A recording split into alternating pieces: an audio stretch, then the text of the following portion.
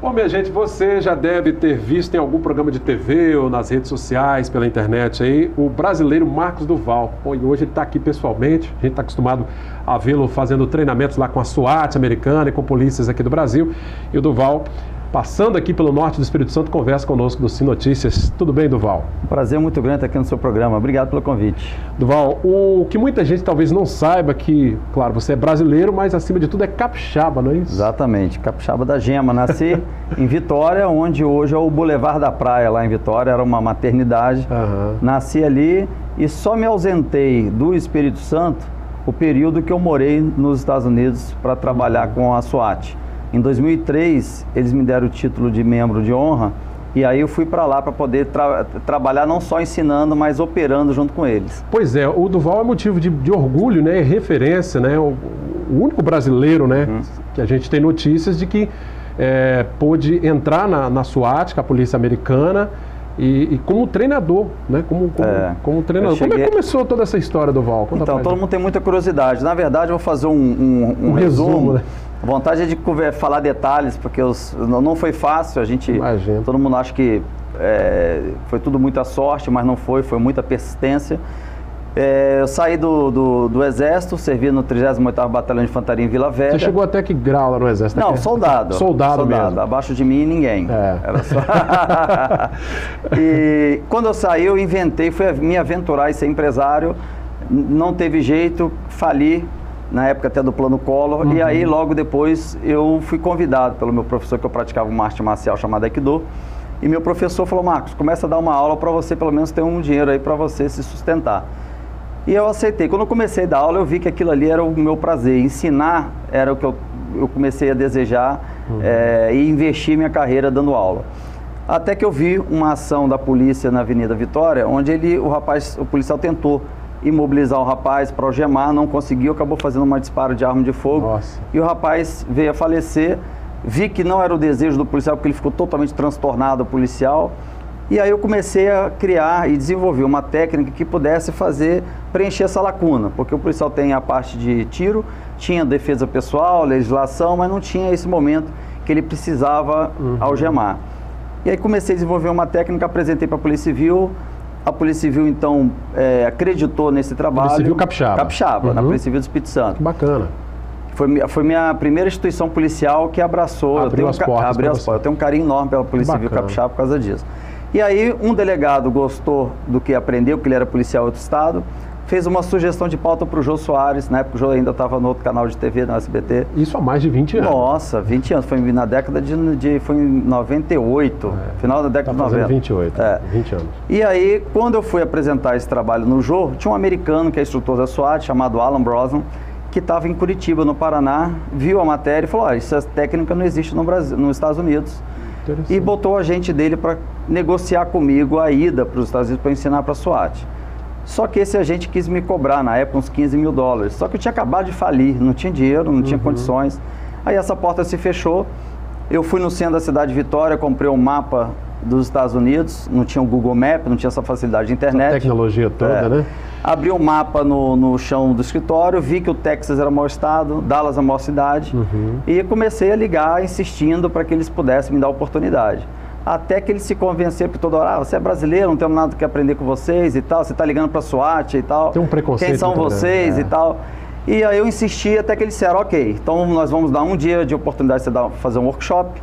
Se a gente não gostar, se você tirou esse tempo nosso para outro treinamento, nós vamos levar você para o departamento de imigração e você vai ser expulso dos Estados Unidos com um período de 10 anos sem poder voltar. Olha o tamanho da responsabilidade.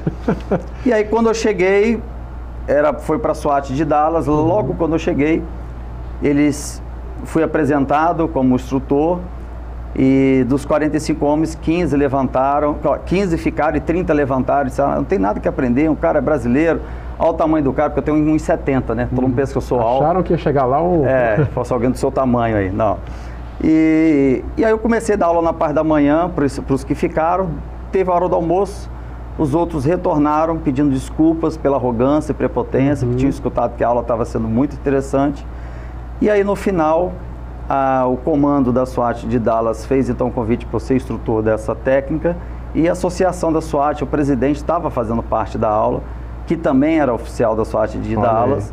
E aí ele falou, olha, eu sou presidente da associação, eu também quero que você, a partir de agora, seja o nosso instrutor. E eu estou lá há 18 anos. De lá para cá as portas foram se abrindo, né? Se abrindo. Aliás, a SWAT a gente pode comparar com que força policial aqui brasileira, por exemplo? É uma unidade de operações especiais. Nós podemos comparar com o antigo BME, que tinha aqui no Espírito Santo. Batalhão de Missões Especiais.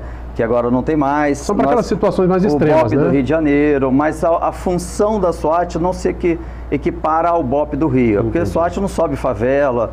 O foco da SWAT é mandado de prisão de alto risco, situações de terrorismo e resgate de reféns. São situações mais delicadas, né? Duval, mas a partir desse contato com a SWAT, portas em outros países se abriram. Você já treinou polícia no mundo inteiro, praticamente. Então, aí depois de começar a trabalhar com a associação da SWAT, acabei sendo chamado para treinar uma força especial que a NASA montou, porque tinha riscos de atentados terroristas na NASA, chamado grupo SRT, Special Response Team. E aí eu também treinei, a NASA na época fez uma carta de recomendação que abriu portas para o mundo inteiro. Aí fui para Itália, Portugal, Luxemburgo, e aí fui viajando a Europa toda, dando aula. Que orgulho para nós brasileiros. O interessante é que a técnica que você ensina é exatamente a técnica que usa o contato físico, obviamente, né, de algemar, de imobilizar. O que é necessário no trabalho policial do dia a dia, né? A gente tem uma... Se for ver estatisticamente, às vezes que o policial tira a arma e faz um disparo, e às vezes que ele está com a arma guardada para algemar, é muito maior. Então, a carreira dele, ele utiliza muito mais o momento de abordar e algemar do que sair atirando. Não quer dizer que ele precisa ter menos treinamento de tiro, não é isso, mas o nosso projeto era acrescentar isso na mesmo nível, na mesma proporção das outras técnicas que ele aprendia. E isso que chamou a atenção da polícia americana, porque ela recebia muito processo, porque o policial não conseguia dominar para algemar e entrava em luta corporal, e tinha violência policial, e aí tinha muitos processos contra o departamento, policiais eram expulsos. Ô Durval, a arma é o último recurso, a arma de fogo, no caso. A SWAT, ela prima assim, a polícia, na verdade, ela é para servir e proteger. A SWAT tem muito treinamento, você treina, um dia você está de treinamento, outro de folga, outro de serviço. Um treinamento, folga e serviço. É nesse ritmo. Em torno de 5.000 tiros você faz por dia, só que para eles é o seguinte, é a preservação da vida. Tanto é que o americano, ele não tem essa fala como a gente vê no Brasil. O brasileiro sempre chega para um policial e pergunta, quantos você já matou? Para o americano é o contrário, ele sempre pergunta para o policial, quantas vidas você já salvou? Você já salvou quantas pessoas? Então o foco é a preservação da vida. Eles treinam muito, atiram muito, são muito precisos, mas a arma sempre, o disparo letal sempre é o último recurso. Pois é, e quais são os projetos agora que você tem tocado, além da SWAT, obviamente, nesse ano agora, 2018? Então, estou morando no Espírito Santo, já tem 4 anos, minha ex-mulher voltou para o Espírito Santo com a minha filha, então para ficar próximo à minha filha eu estou aqui. Você tá aqui. Tenho viajado de 3 em 3 meses para os Estados Unidos, para continuar dando aula para a SWAT, e o tempo que eu fico no Brasil, eu tenho dado palestras tanto para o mundo policial, como também para o mundo empresarial, como também para escolas, crianças, alguns projetos sociais, para que essa criança que vive numa comunidade carente não tenha um traficante como referência, passa a ter um policial como referência. Então, eu tenho feito esse trabalho. Esse contato com a criança, eu acho interessante que as crianças o veem como um herói, né? Eu tento passar para elas assim, não ver o Marcos como herói, mas ver a polícia brasileira como herói. Porque o Marcos só tem eu e a polícia brasileira tem um número muito grande pelo Brasil inteiro. Então, infelizmente, a sociedade sempre teve o policial como algo ruim da sociedade. Tanto é que a criança cresce e o pai falando, se você não obedecer, eu vou chamar a polícia. Sempre sendo o lado punitivo, repressor. E a criança tem que entender que a polícia é um lado protetor, não está para reprimir, é o inverso. Então, eu tento conscientizar essas crianças para ver cada policial, cada agente de segurança, guarda municipal, como uma força aliada, uma força amiga, para que ela tenha desejo de se aproximar, pedir para tirar foto, ver viatura. É isso que precisa aqui no Brasil. Pois é, há poucos dias a gente estava vendo um vídeo de você fazendo um treinamento com a Polícia Militar do Paraná, e deve estar fazendo isso pelo Brasil afora, né? É um trabalho... Como é que você avalia, por exemplo, a questão da segurança, Durval? A situação do Rio de Janeiro, é uma situação assim... que a gente está vendo aí nos telejornais, seria possível resolver aquele problema lá da intervenção sem trazer tantos traumas para os moradores, né? Disparos de arma de fogo? É um problema crônico ali das favelas. Né? Olha, são vários os problemas, né? Quando a gente chega a uma tragédia, não foi só um motivo, são vários, né? O Rio de Janeiro está vivendo uma situação atípica. Nós vivemos no ano passado o movimento dos familiares dos policiais que deixou o Estado também sem polícia. Vivemos uma situação muito preocupante. A intervenção das Forças Armadas, ela minimiza os problemas, mas não resolve. Até porque Forças Armadas, o treinamento é focado diferente do focado do policial. Forças Armadas, em qualquer área no mundo inteiro, é para matar e destruir. Ela vai para uma guerra com essa foco, enquanto a polícia é para servir e proteger. Então ela está ali numa situação que, fazendo um policiamento sem ser polícia, sendo Forças Armadas, então, mas também o Rio de Janeiro vive uma guerra civil, não é um problema simples de assalto, é uma coisa com volume maior, porque utilizam armas de guerra contra a polícia. E a sociedade também tem que parar de falar que bandido bom é bandido morto, porque quanto mais a sociedade fala isso, que é uma coisa ilegal, dá essa permissão para a polícia, mais os bandidos se armam, se protegem, para quando a polícia pensar em chegar, ela vai fazer o uso ainda mais letal do que ela tem, de equipamento que ela tem, para não ser morta pela polícia. Né? E não é a solução. Aí tem balas perdidas, situações com reféns que o assaltante assaltou, mas ficou com medo de ser morto pela polícia, pegou alguém como refém. Então tem uma série de consequências. O que a gente tem que pensar para ter um resultado não é falar ok para a polícia ir lá matar, porque a mesma sociedade que fala para a polícia ir lá matar é a mesma sociedade que depois vai para as ruas com cartazes dizendo que a polícia é violenta. É verdade, exato. Naturalmente. Em relação a esse temor do governo do Estado, já reforçando inclusive a divisa com o Rio de Janeiro, você acredita que possa haver uma migração de criminosos do Rio para o Espírito Santo? Olha, tem feito aí uma barreira, né, nas fronteiras secas aí, só que não tem como, nada é 100%. Na segurança pública você não consegue ter garantias nenhuma de 100%. A gente tem que ter cuidado, cautela, porque há possibilidade. Nós tivemos, a polícia teve um êxito recentemente de ter prendido um traficante do Rio que estava entrando aqui no Espírito Santo. Então foi um trabalho muito bem sucedido dos policiais. O que precisa ser, a linguagem que está se falando, e que eu sempre fui muito a favor, é a unificação das forças, da Guarda Municipal, da Polícia Estaduais e da Polícia Federal, todo mundo junto num projeto de segurança pública a nível de Estado, não de governo. É uma coisa que tem que ser transitória, no outro governo muda, deixa de focar, o outro foca, o outro vai. Um plano mais... É um projeto para que a gente possa deixar para as próximas gerações um Brasil seguro.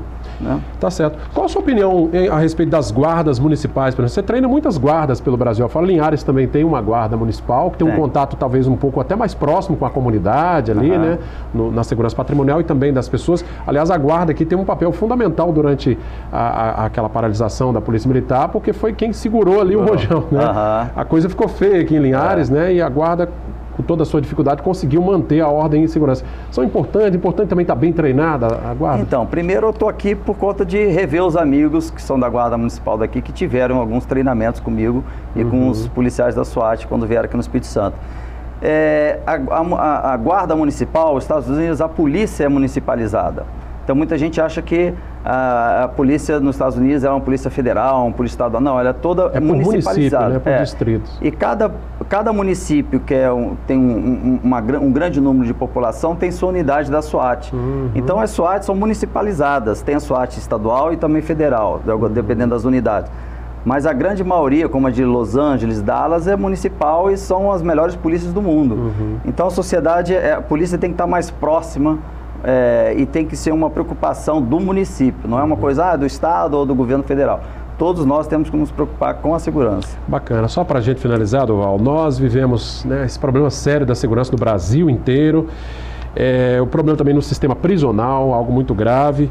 E esse é um ano-chave, né, para que nós brasileiros possamos virar essa página e começar a mudar essa história.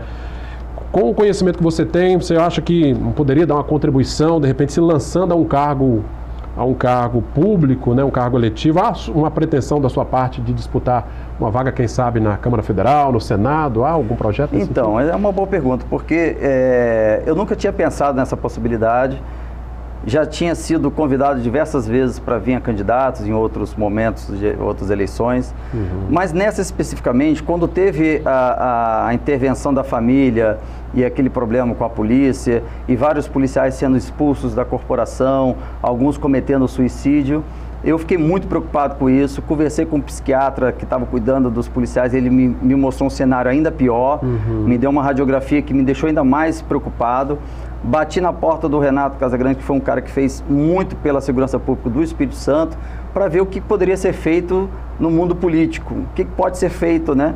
E aí ele me pontuou algumas questões e falou: olha, Duval, é uma oportunidade de você ajudar essa categoria agora numa nova fase da sua vida. E eu fiquei pensando nisso, botei a minha equipe para trabalhar, ver se tinha possibilidade, se o Capixaba gostaria de me ver nessa posição ou não. Estamos trabalhando nisso, estou escutando muito positivamente, as pessoas querem alguém novo, que tenha conhecimento da área, né? Porque essa bandeira da segurança é uma bandeira que eu já tenho há 20 anos, não é agora. Tem conhecimento de causa. É.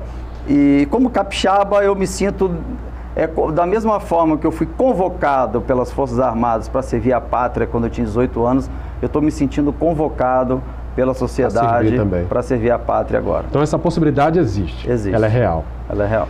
Bacana esse bate-papo com Marcos Duval, né? Tendo o prazer de recebê-lo aqui pessoalmente. A gente está acostumado a vê-lo pela TV, pelas redes sociais, nos seus treinamentos Brasil e mundo afora, e passando aqui por Linhares. Duval, obrigado pela presença, foi um prazer conhecê-lo, viu? Eu que agradeço, é um prazer muito grande estar aqui. Tá joia. Ao pessoal da Grande Vitória que nos acompanha pelo canal 20 via RCA, eu agradeço a audiência de sempre. Você de Linhares e região, continue interagindo conosco, revendo nossos vídeos e reportagens no nosso canal direto no YouTube, também interagindo conosco na nossa página no Facebook, e o telefone da redação que aparece aí é o 3373-2000. Obrigado pela audiência. Sim Notícias, Linhares se vê aqui.